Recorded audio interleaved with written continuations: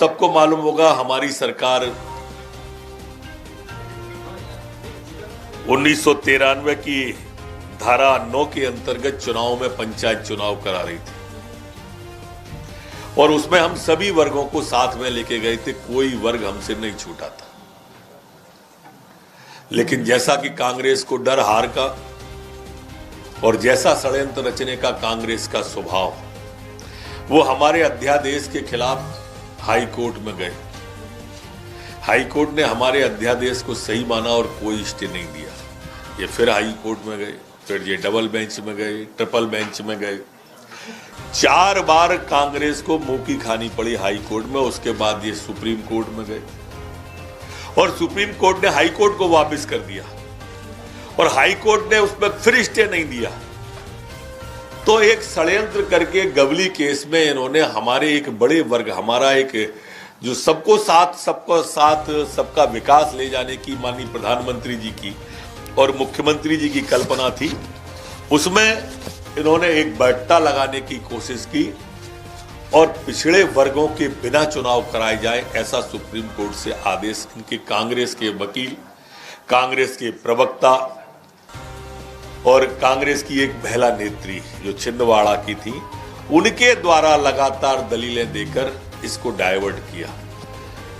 उसके बाद में हमारे मुख्यमंत्री जी, पंचायत मंत्री जी संकल्प लेके आए विधानसभा के अंदर के बिना पिछड़े वर्ग को छोड़ के चुनाव नहीं कराएंगे। चुनाव में जाएंगे तो उन्होंने स्पष्ट कहा कि पथ का अंतिम लक्ष्य नहीं है सिंहासन चढ़ते जाना, सब समाज को लिए साथ में आगे है बढ़ते जाना। प्रधानमंत्री जी ने कहा सबका साथ सबका विकास, और सबके विकास को ध्यान में रखते हुए संकल्प पारित किया विधानसभा से कि हम पिछड़ों के बिना चुनाव न हो, इसकी भरपूर कोशिश करेंगे। उसी दिशा में आज पंचायत मंत्री जी ने कैबिनेट के अंदर प्रस्ताव रखा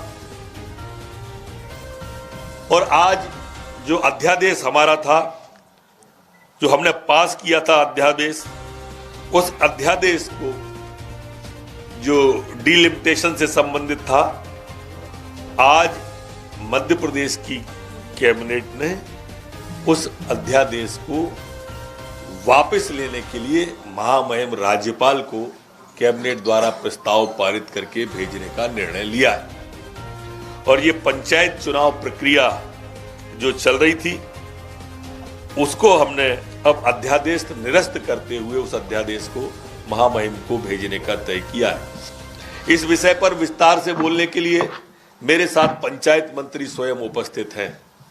आपकी कोई जिज्ञासा होगी, आपके कोई सवाल होंगे तो माननीय पंचायत मंत्री महेंद्र सिंह सिसोदिया इस विषय पर विस्तार से आपको बताएंगे।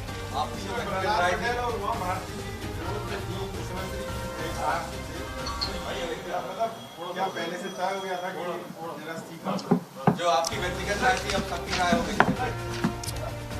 देखिए, कांग्रेस पार्टी ने शुरू से ही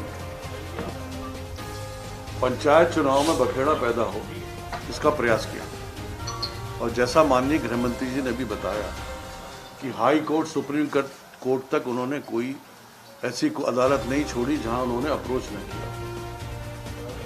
हमारे माननीय मुख्यमंत्री जी इस बात को लेकर कटिबद्ध शुरू से ही थे कि ओबीसी के आरक्षण के बिना चुनाव नहीं होना चाहिए, क्योंकि एक बहुत बड़ा वर्ग इससे वंचित रह सकता है, और उसी को लेकर ये अध्यादेश जारी किया गया था। जैसा माननीय गृह मंत्री जी ने बताया कि सदन में अपरिहार्य कारणों से वो पारित नहीं हो पाया और माननीय सर्वोच्च न्यायालय का भी जो आदेश था उसको सरकार ने मान्य करते हुए इस अध्यादेश को महामहिम राज्यपाल को वापस करने का अनुरोध किया है। अध्यादेश को वापस किए बिना ओबीसी आरक्षण और डिलिमिटेशन नहीं किया जा सकता था और आगे की प्रक्रिया निर्वाचन को सुनिश्चित करनी है। पंचायत चुनाव होंगे या नहीं होंगे? पंचायत चुनाव नहीं होंगे या नहीं होंगे सर? देखिए, चुनाव कराना या ना कराना ये निर्वाचन आयोग का फैसला है। सरकार ने अपनी भूमिका स्पष्ट कर दी है और महामहिम राज्यपाल को अध्यादेश वापस करने का जो अनुरोध हम लोगों ने किया है वो उसी ओर इंगित करता है जो प्रश्न आप पूछ रहे हैं। सर, चुनाव कितने आगे बढ़ चुके हैं? 6 तारीख को पहली वोटिंग भी होनी थी लगभग, बड़ा इतने जो लोग अभी तक प्रचार कर रहे थे निकल के आए थे, क्या है? मगर आप ये भी तो सोचिए कि कितना बड़ा वर्ग वंचित हो रहा था, इस पे भी विचार।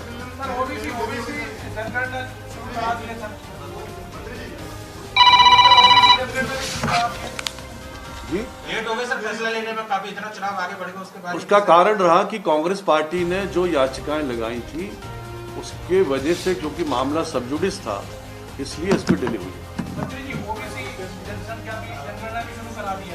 हाँ बिल्कुल, निश्चित रूप से उसमें जो ओबीसी हमारे हैं उनकी जनगणना प्रारंभ हुई है और उसमें निर्वाचन आयोग ने भी निर्देशित किया है विभाग को उस अनुरूप ही कार्य किया जाए।